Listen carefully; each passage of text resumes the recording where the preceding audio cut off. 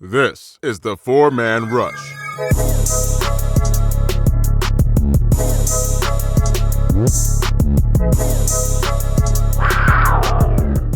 Hello, Panther fans, and welcome to another podcast of the Four-Man Rush. I'm your host, Timmy V.O., here with Kevin, Will, and Larry, and we're going to talk about, Thursday. Preseason is upon us. Game 1. And Cam and Luke ain't playing. Shit. Ain't that something? But anyway, things happen. They look good at Wofford. Speaking of Wofford, we are going to talk about the defense because last week we talked about the offense and, there were some good things to talk about. But this defense, woo-wee. Man. All right. And, of course, we're going to talk about the Bears. We'll talk about the Panthers going up against the Bears. We don't care two snaps about the Bears because there's not much to talk about. It's early. But we know some things about these Panthers. So we're going to talk about that right there. So hold on to your seats, folks. We're going to talk about some Panther football. All right, so talking about the defense of Wofford. Now, Larry, you weren't here last week, so I want you to jump on in there, man, and give us your mix on how the defense is panning out. And give us some insight on what you think is going to go down with this defense. I know I love the hog mollies and stuff like that, so I've been paying really close attention to the D-line, offensive line, etc. Brian Burns has looked better than advertised. First step is incredible.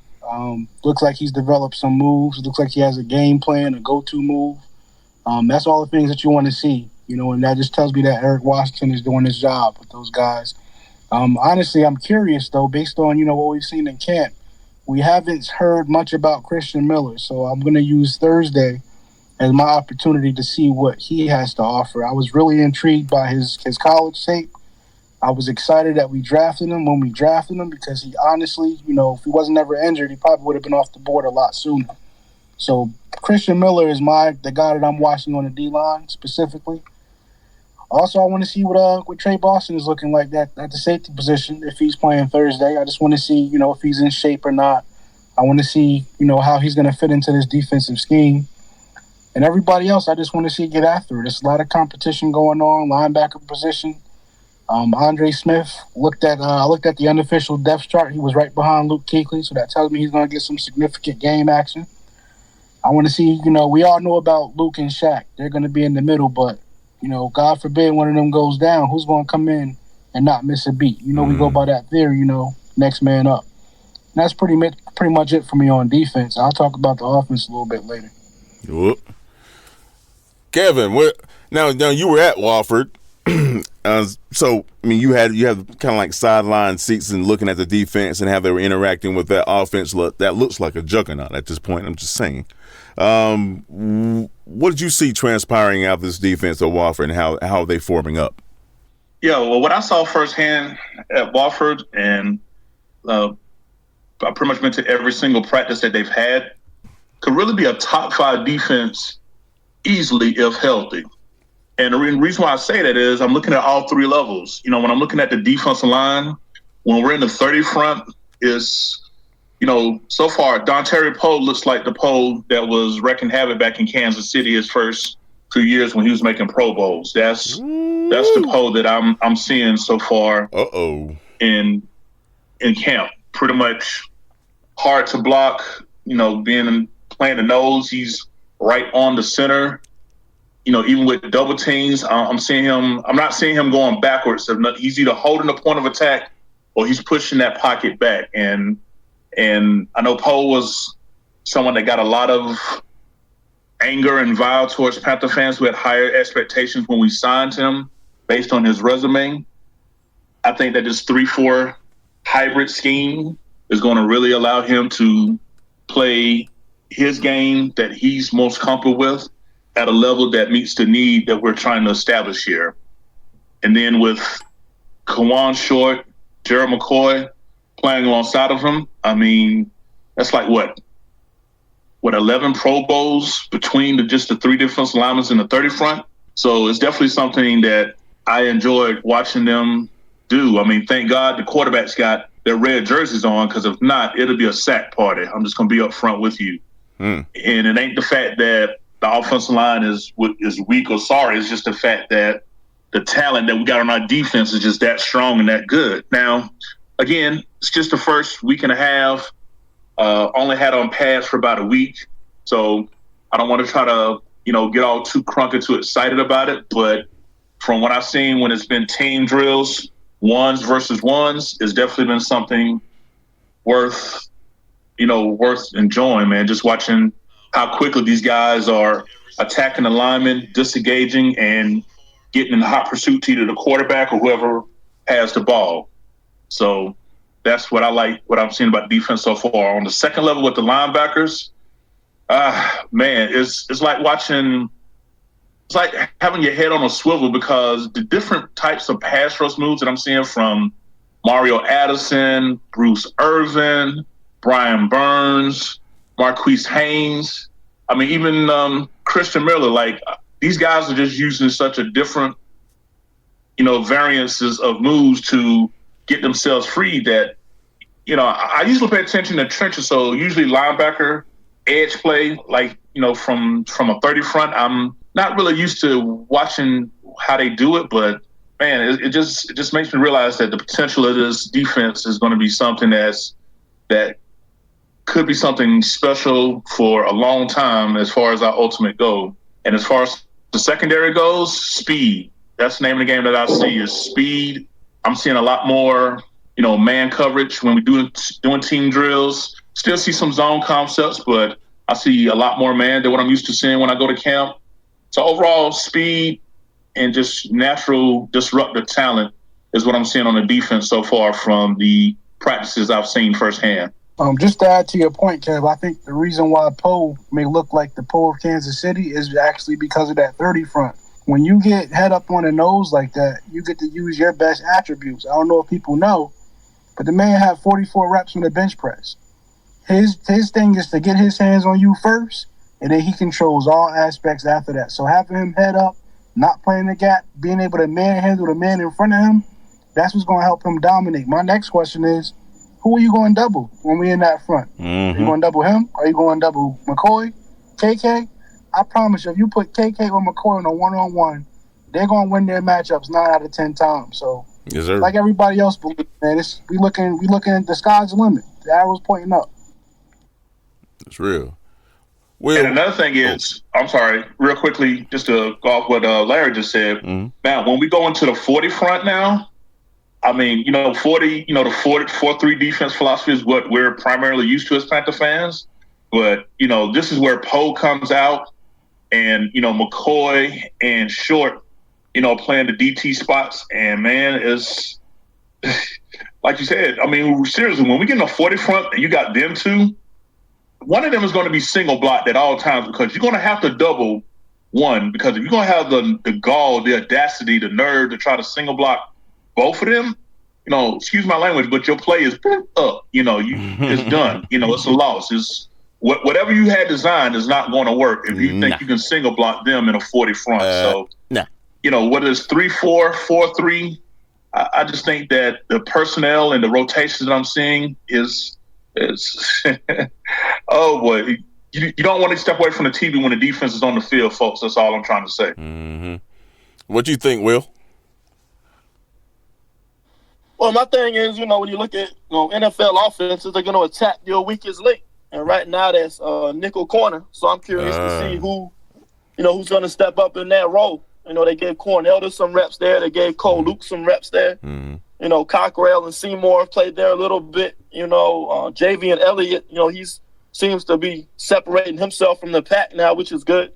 So, I mean, we got about 5-6 deep guys at nickel right now competing for a starting role. Mm-hmm. And, yeah, nickel in today's game is a starting position, because I don't think we're going to be out, trying to defend, 11 personnel with, on a base defense. So that's what I want to see. I think that's the missing piece right now since we sealed up that free safety spot. So, see who's going to step up at that nickel position. That's what I'm looking forward to the most on Thursday.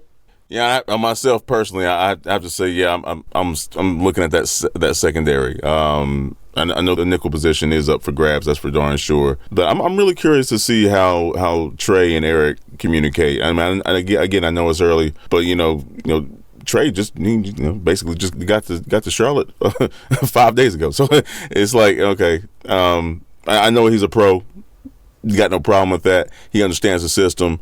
He understands the communique, but he has a lot of respect for Eric. That goes without saying. But when things are flying around and stuff, I'm just curious to see how that pans out. But as you guys mentioned about that front rush, oof, boy, Lord have mercy. You might not have to worry about anything. Just keep your eyes open. The ball's going. It's coming out too early or too late. Right. And another thing, Tim, since we're talking about secondary, yeah, I know a lot of people kind of laughed and sniffed at the fact of Ross Cockrell being played at safety. To kind of like, oh God, I'm Rivera. He's trying to do gimmicks. He don't want to put a real safety back there. He think he can plug anybody in. For those that follow Ross Cockrell and know his skill set, he's primarily known as a zone and as a cornerback, as one of the upper echelon zone corners. And when you play zone, what do you use the most? You use your eyes. Mm-hmm. And when you take that ability and put it at the safety position where you can scan and see the whole field, it actually plays more into the strengths that come natural and easy for him. So, this is a man that's coming off, a broken leg. And he said it himself, I think as of yesterday, that his personal goal for himself is to be the NFL Combat Player of the Year. I know most of us would think, long shot, never going to happen. But the fact that he thinks of himself that highly and that mind frame, I'm definitely looking forward to seeing what Cockrell does when he gets his rep at safety. And I'm rooting for the guy. However he can get his reps on the field, corner, safety, nickel, whatever. I definitely want to see what he has to offer since we was robbed of that last year. But definitely Cockrell is someone definitely to keep your eye on with this upcoming game against the Bears and moving forward.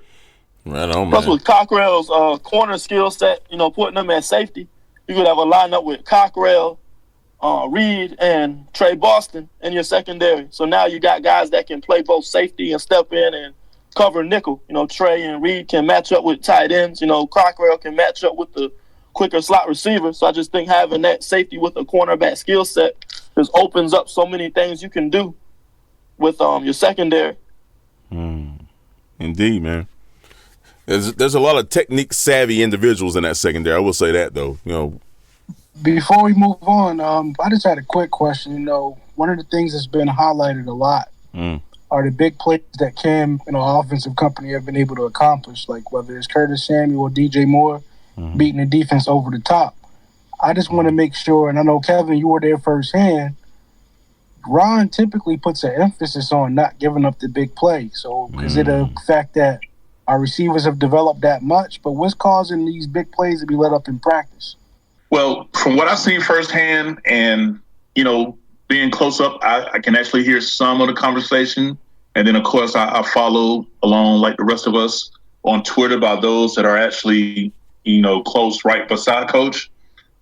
Rivera is, as a defensive coach, he's looking at this as a good thing for his offense, is the vibe that I've been getting.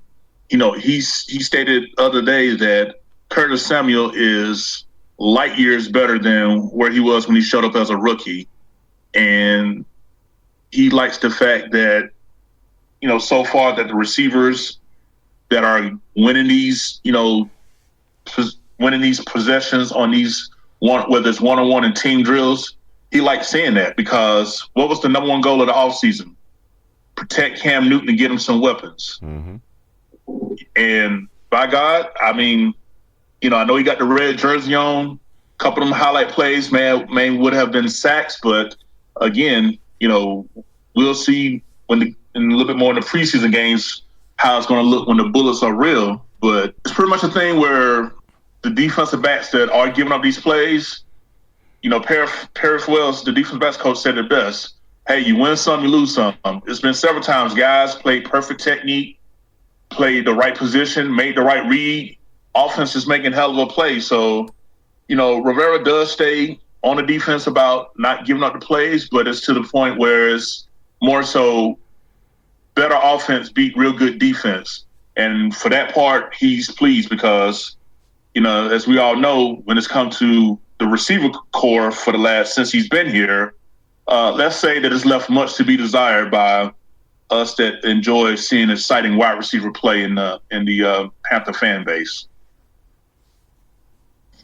Yeah, and the only reason I asked that question, I look at my division, I look at who we play against. I know who I hate the most. And if you look at that team that wear that black and red, you got to be honest, at their receiver position, they've got explosive playmakers. So I just want to make sure that, we put an emphasis on not giving up that big play. I don't want to see Julio running down 40 yards down the field, running away from the defense. I don't want to see Calvin Ridley get another 10 touchdowns. I just want to make sure that, we in line and we know not to give up that big play. Because I know at the end of the day, we still can tackle well. So I just hope that there's an emphasis being put on keeping everything in front of us. Yeah, and it is. And like Will hit on last week, a lot of people seem to get caught up on, who wins and who loses these one-on-one drills. That's not something to decide if this player is good or if this player is bad. Because what doesn't get told a lot is the fact that, Bradbury's had 4 interceptions during training camp so far. But you listen to it, he's getting burnt in camp. He's trash. I didn't even know this. You know what I'm saying? And I just sit back and I just laugh and I just be like, y'all really have no idea. Like y'all see the spectacular touchdown grabs by Samuel and DJ Moore and think that must be happening every single play. But trust and believe, the second it's like them old heavyweight bouts that went 15 rounds. They just trade in blows. Really, some days it's the offensive day to get the majority. Some days it's the defense. So, don't be fooled by the video highlights that get showed of spectacular catches. Defense is definitely making plays, but as we all know, offense is what sells. So, that's what's going to get pushed out first. But with my 4 eyes on the scene, I'm confident that with the play calling and the type of coverage that I'm seeing, like I say, particularly more man, more press, I'm not as worried as the highlights are given off. You got to remember the Panthers social media team, their objective is to get likes and reactions and comments. And the guy that's going to get you the most likes, comment, and reactions is Cam Newton. So a touchdown pass from Cam Newton in practice, in the middle of a bunch of defensive plays, his touchdown pass will get the social media highlight. So, don't just because that's what you're seeing on the Panthers social media team, who has an agenda to get likes, comments, and reactions, trying to, get everybody excited. Oh, look, it's Cam doing this, and that. Don't think that that's the story of what's going on for the other 10, 20 plays in practice. And I'll tell you like this, man, because our biggest emphasis on Bradbury has been to improve the ball skills, man. Tell me he got 4 interceptions in training camp, he a candidate for player of the camp. To be honest with you, I just want to see him getting his hands on the ball and getting turnovers, because the big plays are what's going to help us get us to February, basically. Yeah, and I think that if I'm mistaken off memory, 3 of the 4 interceptions have came on shorter routes. We always talk about how, he's playing far off the ball and things like that. But when he's able to, get his hands on you, and we've already discussed in previous podcast episodes how strong Bradbury's hands are. When he gets hands, it's a statement to be made. Now, don't get me wrong, Samuel is pretty much getting loose and free at the very beginning of his route, nearly no matter who's covering him. But the 2 of the interceptions I've seen Bradbury make was when he was lined up on Samuel. One was like a slant route, and another was like an out route. So with Bradbury in his pocket on the short, quick stuff, yeah, he's been making plays. So yeah, I'm again, like Will said, the social media team job is to get likes and comments. That puts it all in perspective, because a lot of the plays that the defense never makes the social media accounts put out by the Panthers. So I get that. That's why I'm just sitting back and sipping my tea with Kermit, waiting for Bradbury to rack up these 5 or 6 interceptions this year. So stay tuned, folks. And that's also why the 4-man rush is in existence. So people won't have to keep falling for the same old BS. We can be factual and entertaining at the same darn time, folks. Right? I mean, we're gonna keep it 100, but at the same time, we don't have to just puff you with a bunch of fluff just to get you to like or comment on our stuff. It's real. We're Panther fans. And I think you can take that. I think they can take that. Don't you think? Yeah. Okay. Just checking. Oh, I agree 100%. That's why we got the Rush Review out there. Ooh. If y'all haven't followed Jet, follow Kevin on the Rush Review. He's giving you firsthand insight on what's actually going on at training camp. So that's been a major asset for us, and that's something that if you want to really understand what's going on, follow that. Right on. And I'm glad that we got Trey Boston back to pair up with Eric Reed, because that'll allow Bradbury and Dante Jackson to play a little bit more aggressive on the short routes. I think that's why we've seen that in practice, because Bradbury I got some support over top. Years past we didn't have that, so that's a good point, man. Good point. Yeah, I don't think we've had actual speed in the safety position since Bradbury's been on this team. Not like Trey. I don't think we've had anybody cover like that. I mean, Coleman was in the right place, but that's because he understood the schemes. Trey can cover. I mean, he covers ground like crazy. So this gonna be interesting. Yeah, I just think like with Bradbury, there's such a disconnect between what I see Perry Fowell and what I see, other people saying. Like Perry Fowell says, man, Bradbury, your feet are impeccable. He's telling him he could be a top 10 corner, and this is a guy that's been around some of the best defensive backs that you'll hear about. He's coached Jalen Ramsey, AJ Bouye. He's been around some great defensive backs, and you just hear the things he says about Bradbury and how much he's impressed with him, his skill set. So I can't wait to see Bradbury step up and start proving doubters wrong this year. It's about that time he do that. And he's the only one that can do it. I can't convince anybody that Bradbury's a solid corner. He's going to be the one that has to go on the field and show it himself. Right. And another thing, folks, to let you know that what I've seen, and I'm sorry for interrupting you guys, since we're just talking about the secondary, primarily when we're in our, pass defense, it's pretty much always been a nickel set. I've seen a lot more dime personnel on the field. And for those that don't know, dime means 4 cornerbacks and 2 safeties, because also to the credit of the offense, usually when we want to send out 4 or 5 receivers, it's usually a tight end 3 receivers or tight end 4 receivers. I've seen some times where we've actually had 5 wide receivers on the field with Cam and the gun before. And in response to that, a nickel's not going to be able to cover 5 wide receivers. We've learned what our linebackers trying to cover slot receivers can do to our effectiveness. So to the credit, I've seen, and we saw a little bit of it last year, especially once Rivera took over, but I've been seeing some down personnel in not only the 30 front, but the 40 front as well. When it's been the 40 front, it's been 4 down linemen, a linebacker, 4 corners and 2 safeties. And in the 30 front, it's been 3 down linemen, 2 linebackers, 4 cornerbacks, and 2 safeties. So we're going to see some personnel grouping that many fans have not seen the Panthers do before. And here on the 4-man rush, this is one of the things that we're definitely going to be tracking, so you guys can be aware of that as well when we start doing our weekly breakdown game after game. Yeah, you look at when we won those 3 division titles, we were dominating with our front 7. So all the division rivals just started adding weapons. Tampa Bay gets Deshaun Jackson, and Atlanta went out and get Calvin Ridley. I don't know, they got Devontae Freeman. They just added all these weapons. New Orleans, they get Kamara, who's like the ultimate chess piece. So they've got all these weapons to try to create mismatches, spread our defense out, get mismatches against those 3 linebackers on the field. So now with Ron doing stuff like playing more dime and nickel, that's his chess move to how the South has reacted to, attacking our defense. So I can't wait to see it. Man, this is going to be something. And we'll get a little glimpse of it on Thursday, yeah?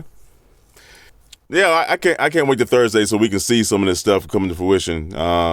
Especially the O-line in my point, Cam is not playing true, but the O-line is going to be out there operating, and it'll be interesting to see what's going on. Is Allen? It's my understanding Allen is the second QB. Yes, sir. That is correct. Cal Allen is, as of right now, and we all saw the unofficial depth chart come out a few days ago, is currently the backup quarterback to Cam Newton as of right now, and he will be the one starting the game against Chicago as well. So it'll definitely be interesting to see him to not only get a start but to play with the ones as well. So definitely going to be a good thing for him, for the Cal Allen fans out there. I'm an Allen fan. I like his presence on the field. He's something else. Larry, what you thinking about Chicago, man? You think they're gonna be well, I mean, I know it's not a game, but you think they're gonna come out there and give us some trouble? I mean, to be honest with you, Tim, it's hard to really focus on that the first week because you know a lot of starters don't play, so you don't get to get a good look at exactly what's going on. True.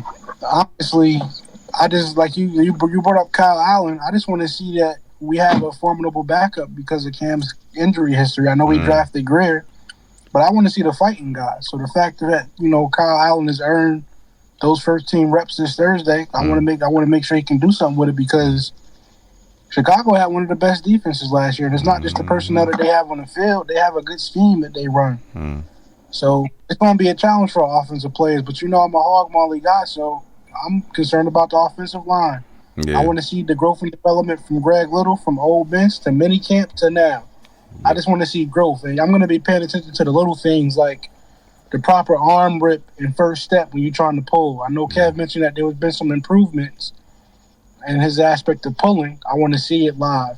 So I don't really even care what the score is going to be on Thursday. I just want to look at the little things, the fundamentals. I just want to see growth. Preseason week 3, that dress, that's what I'm going to be concerned with. Who's who, how we look, et cetera, et cetera. But I'm really excited about Thursday because we haven't had football in over a year, man. It's like for us, because our season ended early. I'm ready to get back to Panther football. Yeah. That little Hall of Fame game wasn't nothing to me because you know who was playing. We don't care nothing about them. So, But I'm looking forward to it. Hopefully, Curtis Samuel gets some snaps. Hopefully, DJ Moore gets some snaps. I just want to see a few explosive plays if possible. We already know, Cam and Luke not playing. I don't see the point in playing Christian McCaffrey either, but, it is what it is. But come on, man. Elijah Holyfield. I want to see Elijah Holyfield on Thursday because I think he's the dark horse of the camp. I got Russ Cockrell on defense, and I have Elijah Holyfield on offense. I want to see Elijah Holyfield make this roster. Nothing against Cameron Artis-Payne, nothing against Scarlett, nothing against Bonifin or whatever we call him. We ain't heard nothing about him, but I want to see Elijah Holyfield take that next step. Yeah, you mentioned we haven't heard much on Reggie Bonifon, Buttercups, whatever. You can't even say his damn name right, Ken. He said Buttercups. Stupid boy. You can't even say his damn name right. Hey, that running back position is about Cap. That backup position is about Cap, Scarlett, and Holyfield. That's the battle right now. Well, you say that's the battle right now, but I'm just telling you what I'm seeing, and what happened with Jordan Scarlett, why he's not going to be playing in the game against the Bears. He took a headshot during FanFest this past Friday night, and that's why since then he has not been practicing.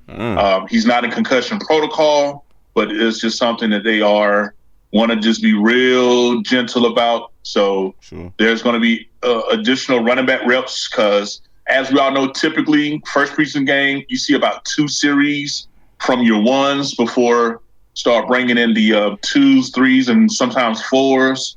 But yeah, it's already Rivera has already mentioned Reggie Bonifane by name already and said that he's definitely going to get a long, hard look during this preseason because they like the fact that his versatility, because as anyone knows anything about his background at Louisville, he played quarterback, running back, and wide receiver. So that type of skill set is something that they want to see how it can translate, over to, results on the field. So, yeah, we may not get his name right now, but don't be surprised if his name's not called out a lot this game moving forward. So I definitely look forward to seeing what he has to offer, because I really didn't get to see much last year.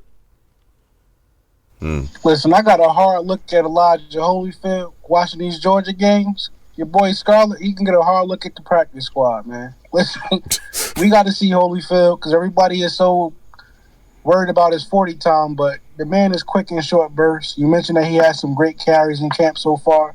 He's a guy that's staying late after practice. I've seen that. I don't know. Maybe I'm a homer in a sense, but I want to see this man make the roster. I think he's powerful between the tackles. I think he'll be a great 1-2 punch. Oh yeah, he definitely is someone that just recently, I say, as of post FanFest, that the last 3 practices, including the one today, yesterday, and Sunday, he's definitely started to produce plays, because for the first full week, he wasn't really doing anything spectacular. I know when I was doing my rush review and people were asking about him, like, I ain't got nothing to report to you guys. He had about 2 or 3 drops all around the first couple of days, and he's been beating up that judge machine and doing that a lot after practice. And I noticed that he did start catching the ball better these last few practices. So he's someone that's starting to trend in the right direction. Prior to the headshot, Scarlett, I know you said put him on the practice squad, but he was someone that was doing some McCaffrey-like things as far as like motion out of the backfield, catching. He only had 1 drop, and that was the last practice he had before FanFest on last Thursday. So it's going to be an interesting battle at running back, because Cameron Artis-Payne is also, the 5th-year running back. I know some people are like tired of him. He's old. He's this and he's that. But one thing that I noticed different about him, he's learning to use. He's showing a burst of changing direction. Like, he's stopping on a dime and starting back up, and he's actually making guys miss in between the tackles, which is kind of hard to do when you think about how congested it is between the tackles. But it's going to be a good battle for the running backs for the whole preseason. Who you rooting for, Will, as far as that backfield goes? Yeah. At the end of the day, Christian McCaffrey going to get, 85% of their running back touches? He better. Cam Newton going to get his share of rushes. And there's only one football. So if Holyfield, Scarlett, or Cap's going to be on the field, it's going to be pass protection, maybe run a route of the backfield or something, or play special teams. So I think that's the way that they're going to try to crack this roster. Preseason, they get a lot more focus, so we get excited about guys that aren't going to get but, 5-10% of offensive snaps during the year. Arma's going to get the snaps at fullback. McCaffrey's going to get 85-90% of the running back touches. Cam's going to still be a big part of the run game. So where are these guys' touches where are they going to find their touches? So I think the way they can get snaps and get McCaffrey a breather and drinking some water is, pass blocking and playing special teams. So that's what I want to look for. I'm going to look for the dirty work. Who's going to step up and stick a linebacker blitzing through the A-gap. Right on. I'm curious to see who's going to take who has paid attention in the daggum classroom too. It better not be out of line. This is the year right here, man. For real. We have the talent. We have the skill set. This is the year. Yeah, if you see somebody miss a pass block assignment out the backfield, he's probably going to be in the doghouse week 2 preseason. Mm-hmm. I have a pretty good sense that Ron Rivera's not going to put up with too much out of lineness, I guess you could say. Too much people having what they call the brain farts, just not thinking on the field, right? You can't fly around if you don't know what you're supposed to be doing. Even if you make a mistake, making 100, going 110%, man. But yeah, small room for error, people. Small room. You screw up, you're not getting them back on that field. I'm sorry. Go ahead, bro. Yeah, but with that said, Holyfield and pass blocking, I think that's actually one of his strengths. So that may be where he stands out in front of a Jordan Scarlett. He's strong like that. He has a good, strong punch. He to pick up blitzers like that. So, I mean, that's something he may be able to contribute. Then maybe you can take some of the goal line carries. So I just think of the different skill sets that these different guys have. He might have that skill set that may be able to find ways to take Christian McCaffrey off the field for a few plays. Right. Yeah, definitely. And I put up in one of my rush reviews that in something that the media not really talking about that I make sure that I try to mention when I do my rush reviews is the linebacker versus running back individual drills. I mean, that is something that's something fun to watch, man. I mean, we're talking about, I've seen Luke Kuechly, take on, Christian McCaffrey, or the other way around, McCaffrey, picking up a blitz and Luke Kuechly, how eye-opening is that? And it's something that I got to say, McCaffrey caught some grief about his ability or lack thereof to pass block in the Pittsburgh game. Of course, everybody can, lost their abilities in the Pittsburgh game. But anyway, that's something that I can say that he's definitely made a point of emphasis. I've seen him get run over by Luke, and I've seen him, stop Luke dead in his tracks. So, hey, take that for what it is. I know we don't blitz Luke that much, but, just in those linebacker versus running back drills, that's definitely where you can see strength and agility. And to your credit, Will, and also to your interest, Larry, Holyfield, I did write up that he does have strong hands. Like when he gets his hands on you, if he can just keep his feet moving when he got his hands on you, that's going to go a long way to help his pass blocking. But again, that just takes time, and that just takes more coaching. It's just, you just got to get more reps doing it. So Holyfield in the pass set, that's definitely an angle that would be something that could get him, not only on the roster, but get him some reps on the field as well. He kind of reminds me of a stronger Fozzie Whitaker, to be honest with you. That's something that I see out of Holyfield just in the reps that I've seen him get so far. Well, for those that don't know, Kirby Smart over at Georgia, and I know a lot about Georgia, but let's be clear, I'm not a Georgia fan. I just live in the market. I'm a Florida State Seminole fan, die hard. But I do know that Kirby Smart, he puts an emphasis on pass blocking for his running backs. So, I probably, to be honest with you, I have full confidence. You don't have to tell me nothing about Holyfield and pass blocking. It's going to actually grow because there's always a learning curve. But Holyfield has been a proficient pass blocker. That's the reason why he saw the reps that he did at Georgia. If you look at the man, he's a physical specimen. If you look at his combine, the strength is there. So I don't think he'll have any problems taking on some of the best linebacker. To be honest with you, send Deion Jones down to A-gap. I guarantee you Holyfield will blow him up. That's just how I feel about Holyfield because he's an all-around player, strong. He has good feet. Everybody talk about speed, but you got to have good feet to be able to move the way he do in short spaces. So I've got all confidence in Mr. Holyfield. Yeah, let me dismiss the myth about his speed. I know that was something that folks were worried about. Seeing him in pads, I seen him pull away from both Luke and Shaq on an outside. It appeared from my angle, it's like an outside zone stretch play. And the blocks hit just right. And when he cut it, I mean, they were hauling ass trying to catch Holyfield. And I'm like, whoa, wait a minute, Dave. But this guy can't run, they say. You know what I'm saying? So I just think that game speed and 40 times speed are two totally different things. Totally different. And, whether you want to question how much of an effort they was really putting in as far as chasing him to make it look that way, but they had to get up on their horse to end up catching Holyfield when he got some reps.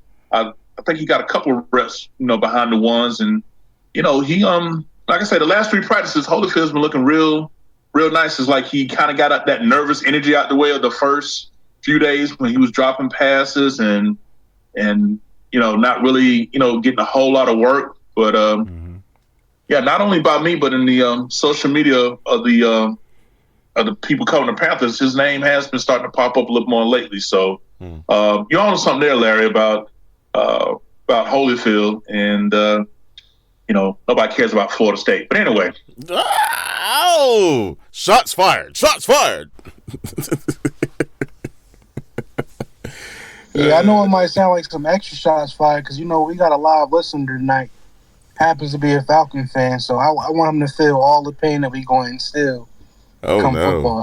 Just so y'all know, we got a live listener tonight. Oh, no. Well, keep on listening. That's all it is. Keep on listening, man, but keep your mouth shut. Exactly. I did want to bring some up to the fellas tonight, though. I read an article earlier that basically was insinuating that Jarius Wright is pretty much a lock for that third receiver spot. Within four-man rush, we kind of knew that already. We're in love with Jarius Wright, miss a third down, never see him drop a pass. Nah, bro. What that leads to is, that fourth and fifth spot. It looks like, and this is rare in the training camp, but for that fourth and fifth spot, you got two veterans competing, in Torrey Smith and Chris Hogan. What y'all think about that? That's crazy. that's crazy. To know that we can be that deep, that takes a lot of pressure off of Olsen too, right? And then it also brings in a completely different scheme of things when it comes to Norv and spreading the ball around and opening up the defense and things of that nature. Man, dude, McCaffrey can have a lot of lanes to run through if we got four wide and people can't stop us. That's Jesus Christ, man. That's crazy, man. Personally, I think Hogan's a lot too at number 4. I just look at. I'm doing my next video actually should be done soon. Is going to be on the wide receiver depth, that 3 through 6 spot. Ooh. And I just think Jarius Wright's going to be that number 3, like they said. He's got that chemistry with Cam. He knows zone defenses. He reads coverages very well, settles in. Once he gets the ball in his hands, he's just got that skill set to make guys miss and get yards after the catch as well. And he just always finds himself open. So I think, Wright's I think he's a lock at the 3.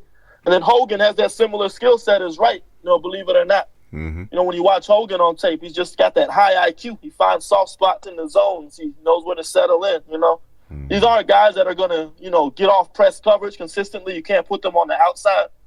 I think Hogan was the worst rated outside receiver actually on the Patriots roster, but move him in the slot, put him in motion, let him get a free release and pick his spots. He can slice your defense up. Yep. So that would be my 3 and 4. 5 and 6. Torrey, my head says they're not going to let Torrey go. He took a pay cut. They like his veteran presence. Right. So we'll see how that goes. But at the same time, Aldrick Robinson, I hear he's getting some work with the ones, but he's hot or cold, inconsistent here and there. Mickens, they got him. He got to be a starting punt returner, which is a position we need, right? Because DJ is going to be a number 1, number 2 receiver now. You don't want McCaffrey back returning punts either as your number 1 back. So maybe Mickens earns a roster spot as a starting punt returner. So if you have a kick returner as one of your 6 receivers, that takes a roster spot away from somebody. So, I think it's going to come down to Torrey, Aldrick Robinson, Mickens as your return guy, and then maybe, don't count out the rookie Terry Godwin out of Georgia. So, keep that preseason game on all 4 quarters. That fourth quarter is still guys in that receiver position going to be competing for roster spots. Yeah, and that was, you're talking about the depth of veterans battling at the end of the roster. This is one of the reasons why I mentioned earlier that, Norv been floating out some 4- and 5-man wide receiver sets. Again, this would be something very foreign to most Panther fans. And for the reason said, this is why. I can honestly say I've seen us in a 5 wide with DJ, Curtis, Wright, Hogan, and Torrey Smith. If we're on 3rd and 5 and got them 5 guys out, even with only 5 guys blocking, protecting for Cam, I like the odds of us getting a first down if we trot them out on a 3rd and 5 with them if we go 5 wide out. So I think that with speed being such an emphasis, and also to say some wear and tear on Greg Olsen, who's used to playing 100% of the snaps. So I definitely can see on, even though he has no limitations, but I can definitely see some 3rd down, particularly there long, where we're going with pretty much all wide receivers. to try to pick it up versus, the typical, 11 personnel, which is a tight end and 3 wide receivers. So it's definitely something worth mentioning to check out, when you see multiple wide receivers on the field, 3 or more, who's out there and where they lined up. So again, this would be the type of stuff that the 4-man rush should be paying attention to and breaking down and putting up stats and metrics on as well throughout the year. I look at that. I actually agree with all your points, but the perspective I have, I look at it a little bit different. On the third down, I want my best playmakers on the field. So that five wide receiver set, I see that actually being used on early downs. Have those mismatches because when earlier downs like first down, you can look for explosive plays. So to have those five receiver sets out there, that'll make a big difference. But on third down, I want my best playmakers out there. I want Christian McCaffrey on the field. I want a Olsen that's not tired on the field. And I also want to have, our best third or fourth receiver like a Hogan or a Wright, and the way Will been describing Hogan, it kind of sounds like, this is a person on steroids. He said a person on steroids.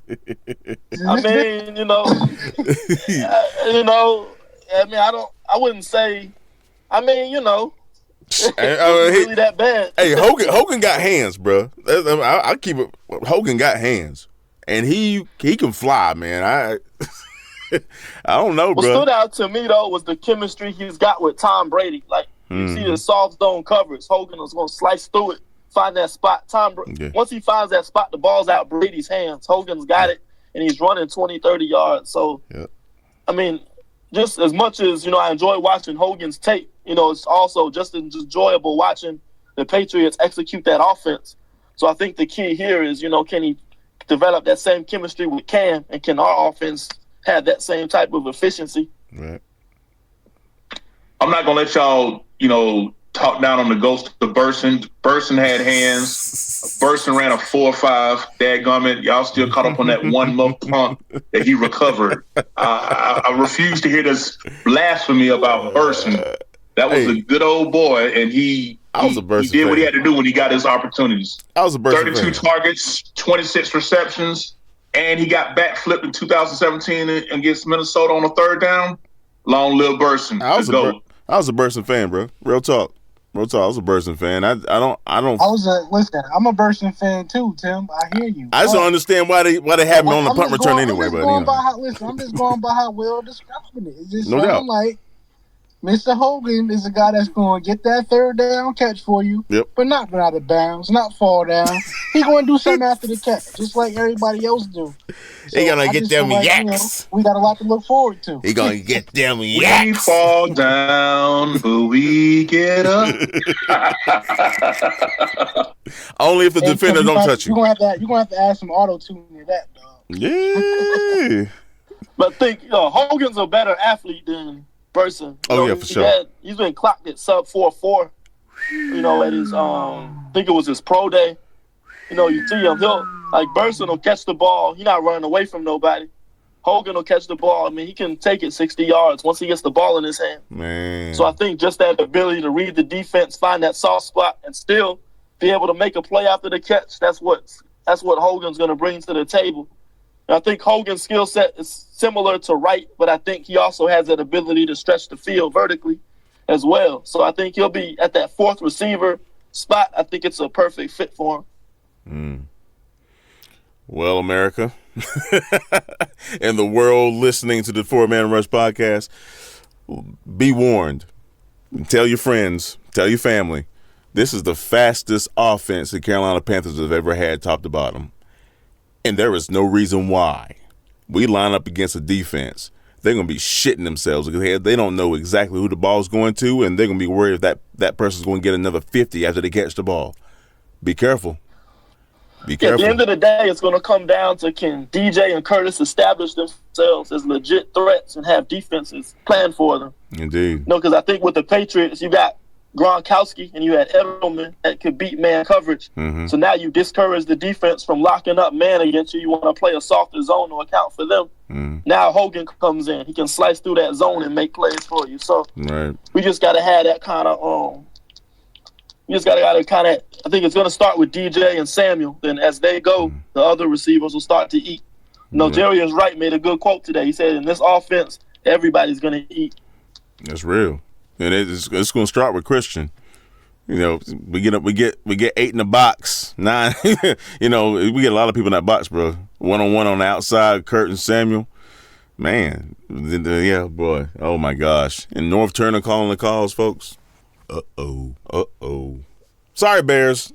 Well, sorry, not sorry. Based on what you guys have just enlightened Panther Nation with, it's a name that I haven't heard much about, and I want to know what this actually means for him. But what's going on with Mr. Ian Thomas? Oh, man. Matt had the honors of breaking this news in. Go ahead, man. All right. Mr. Ian Thomas, he was eased back into the workload.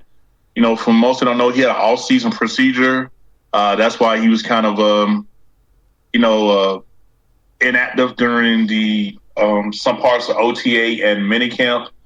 And the first 3 practices of training camp, he was kind of slowly brought along. But man, when I tell you that once they took the handcuffs off, folks, for what it's worth, and again, this only been 11 practices, Ian Thomas has caught at least 5 touchdowns in practice.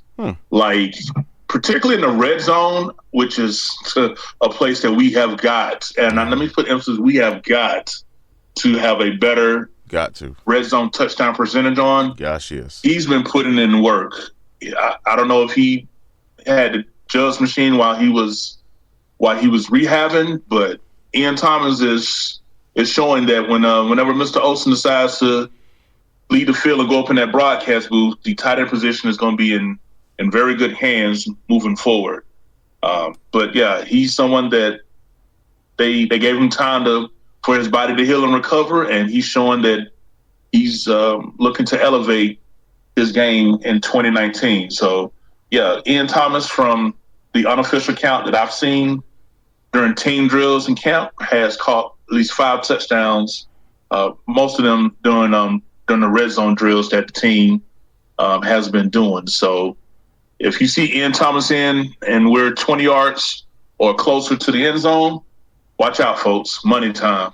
I hope you're right, man. I can't wait.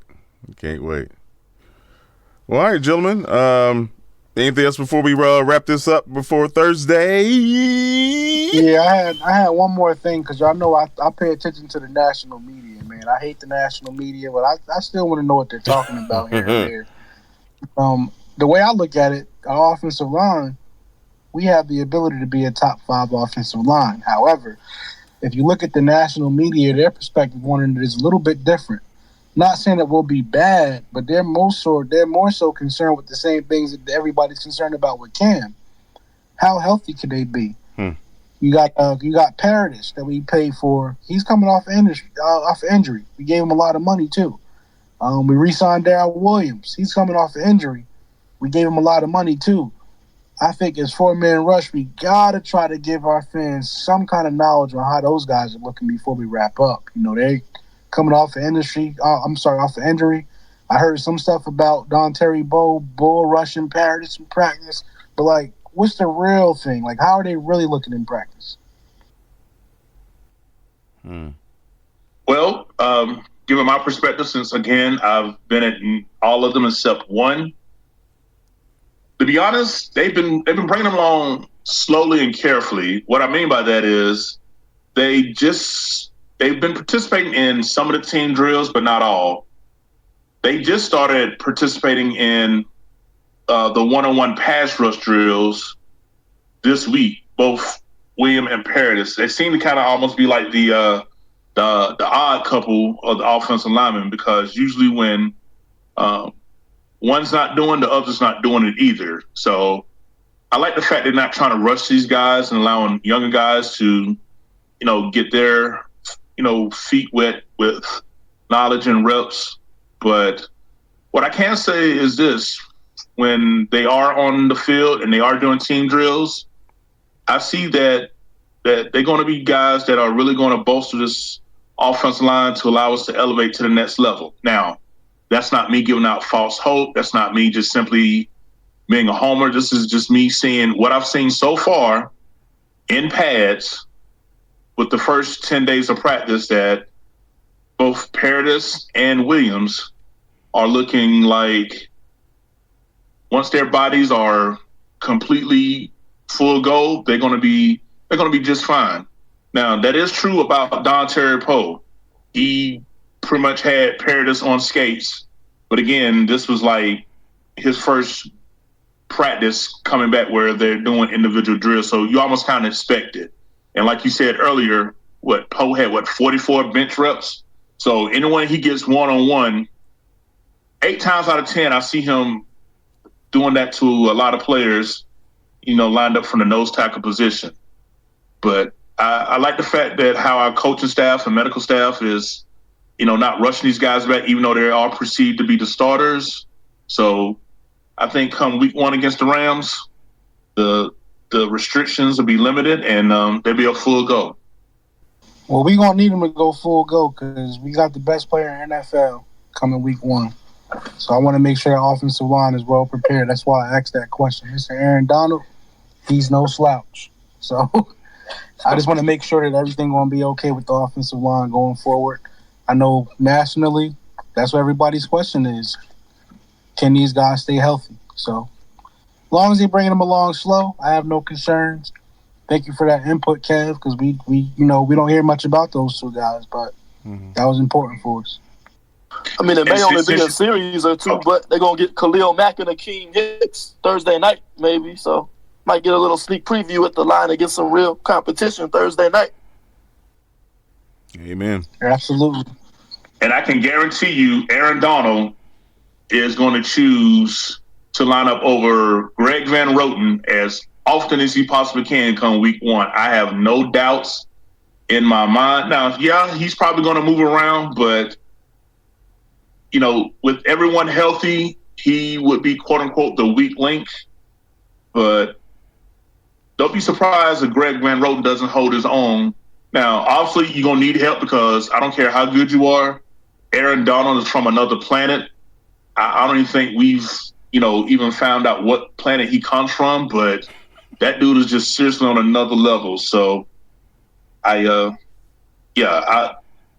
fact that we bring these guys along slowly, I think it's going to pay off in the long run. So don't get caught up in not seeing them in a lot of reps, early on in the first couple of preseason games. But by that 3rd game, we'll take a look at how many reps that the offensive line is getting and see how it goes. But definitely something worth watching. All right. So, to wrap it up, folks, make sure you're watching the game Thursday, please. And, of course, make sure you are listening to this podcast before you watch the game. Or you can listen to the podcast and have the game on mute. Or you can just do what the hell you want and say keep pounding. Hey, Tim, I had one more thing to add, too, man. We can't leave this out. Go ahead. We're adding another aspect of 4-man rush. We want to be able to give our fans, because we know there's a certain demographic of Panther fans and NFL fans nationwide that participate in fantasy football. Oh, yeah. This is going to be headed by Mr. Norris Sternberg, but we're going to have our own 4-man rush fantasy football draft. We'll be able to post our draft boards up to the fans, and you'll guys be able to see exactly how we think about things when we play fantasy football. But just to let guys know, there's a couple of us in this group. We win championships yearly, so we think we're going to be able to provide some good analysis for you guys. Look out for that. If you have questions about fantasy, questions about who you want to draft, questions about who you want to start, that's a whole nother aspect of what 4-man rush is going to be offering to you guys, so just be on the lookout for that. Interesting. I'm not a fantasy guy, but if you guys are interested in fantasy, and I don't do fantasy, but if you guys are interested in fantasy football, these guys know their stuff. I mean, real talk. They know their stuff. I mean, I'm not biased, man. They know their stuff, man. For real. Anything else, guys? No, we straight, man. Keep pounding. And let's look forward to Thursday. Yeah, buddy. And make sure y'all sure y'all check us out on the 4-Man Rush website. it is up and running, and definitely feel free to leave your comments on all the blogs, and stay tuned as we open up more avenues for you fans to interact with us on the web. So again, that's the4manrush.com. Make sure you come and check us out there. Yes, sir. The number 4 manrush.com. And you can also find us obviously on Instagram, Twitter, Facebook, and YouTube. And coming soon, Snapchat. So, all right, folks. Once again, thank you so much for dropping by and checking out the 4-Man Rush podcast. Whether it's the morning, afternoon, or evening, I hope you enjoy your day and have a wonderful day, day tomorrow and going forward.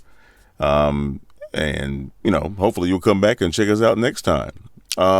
If you have any questions or concerns about what you've heard here or something you might want us to talk about, make sure you hit us up on our email at the 4Man Rush at gmail.com.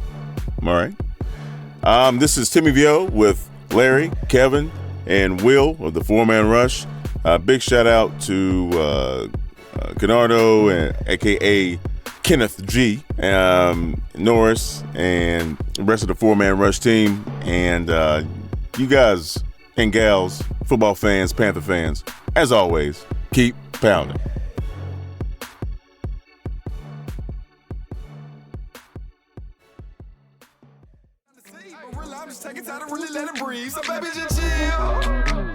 She love it, we out in public and we can just chill with my partners, or we can go back to my crib and just chill under covers and do we call me and you lovers, cause I just... The 4-Man Rush is brought to you by the love and respect of and for the Carolina Panthers and Carolina Panther fans everywhere. Keep pounding.